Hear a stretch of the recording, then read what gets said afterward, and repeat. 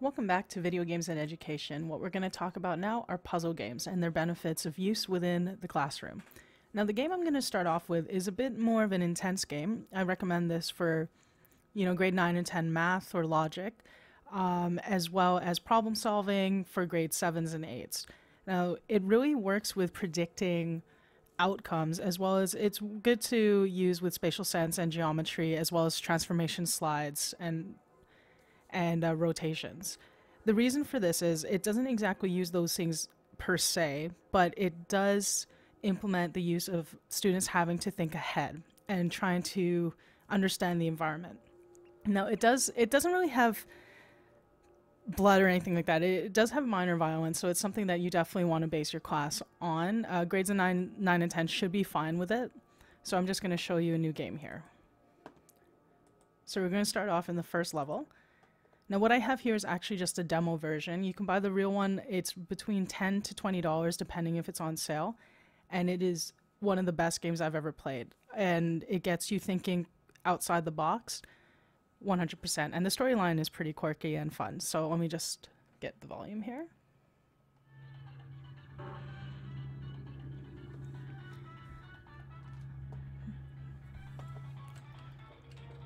It has a great learning system too, where people will learn as they go along, and I believe it was developed by teachers as well. Hello, and again, welcome to the Aperture Science Computer Aided Enrichment Center. We hope your brief detention in the relaxation vault has been a pleasant one. Your specimen has been processed, and we are now ready to begin the test proper. Before we start, however, keep in mind that although fun and learning are the primary goals of all enrichment center activities, serious injuries may occur. For your own safety and the safety of others, please refrain from turn back. The portal will open in 3, 2, 1. Alright, so this is one of the introductions to a portal. So if you can see, the exit portal is actually outside the room, and the entrance one is here. So when I go through it, I end up on the other side here. Alright, so let's get to the first level. Now, like other games like Rush Hour or those old puzzle games, it incorporates quite a few things here. So here's a button, that's where I want to go. So there's my objective, and here's a tool. So if I were to step on here, it opens the door but turns it off. Logical thing would be to pick up. So if you can see on the right hand side, it actually gives you a tutorial. So I'm picking it up, and I'm going to place it on the button here. Excellent. And it actually gives you prompts as well. After completing each however, note the incandescent particle field across the exit. This Aperture Science material emancipation grill will vaporize any unauthorized equipment that passes through it. For instance, the Aperture Science weight and storage cube. So the humor in this game is quite witty. I think students would love it. It involves cake and whatnot. And they give you little clues on the walls. So if students are observant, they'll be able to see it. And here's the cake. So here's the second level. Please place the weighted storage cube on the 1500 megawatt Aperture Science heavy. So there's the button.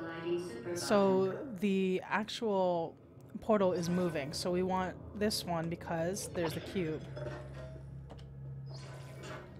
And I didn't get through the portal in time, so the portal's moving to the buttons as well as the outside. So it is difficult to learn at first, but once students really get the physics of this game, it's just phenomenal. So dropped in the button. Perfect. Please move quickly to and there's the exit. As the effects of prolonged So exposure to the button are not part of this test. Alright, so that's Portal, so I'm just going to quit here. Another puzzle game that many people use is something called Candy Crush. So I'm going to cover that in a few seconds. Let me just open it here.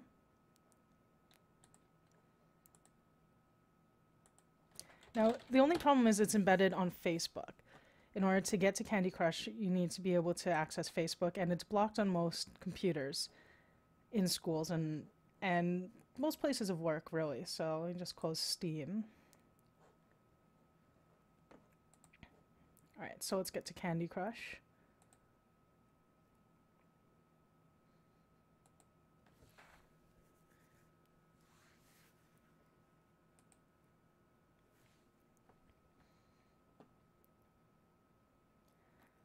So this has actually come into quite a bit of fame in the recent few months.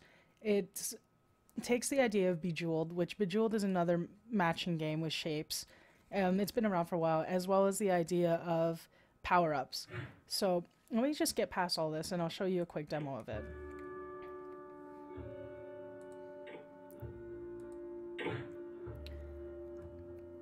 Alright, so I'm actually going to start closer to here. So we'll start on level 11.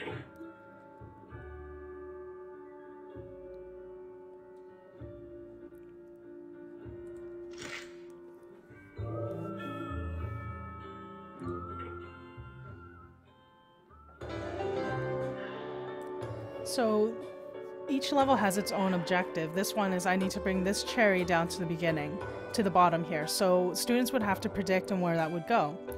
So if I were to match these three colors, it brings it down. So if we keep doing that, eventually it'll get closer to the bottom. So just do it here.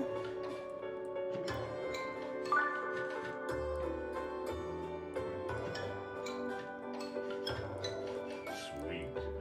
And there you go. Sugar Crush.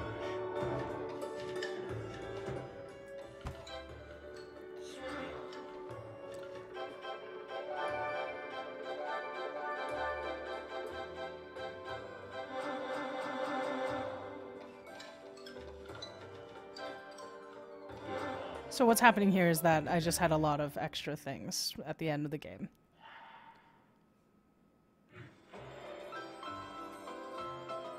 So it matches you with your friends and to show who had the highest score. That's more for competitive reasons for ourselves, but what you can use this for with your students is for them to be able to match colors and shapes and also have a general objective. So all of these games definitely support other parts of the curriculum.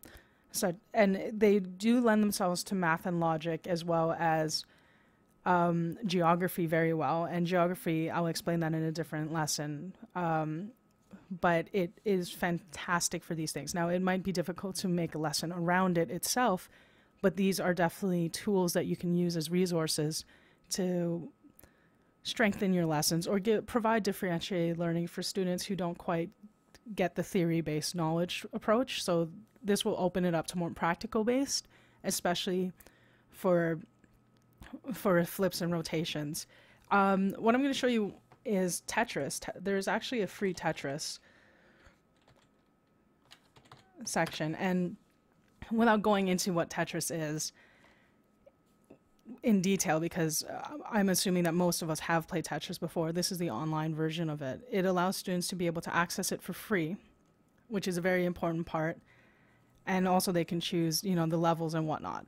For students who don't have access to consoles at home, this is a good way to do it at school. So just using the same theories, so I'm sliding it left and right, and then you can rotate up and down.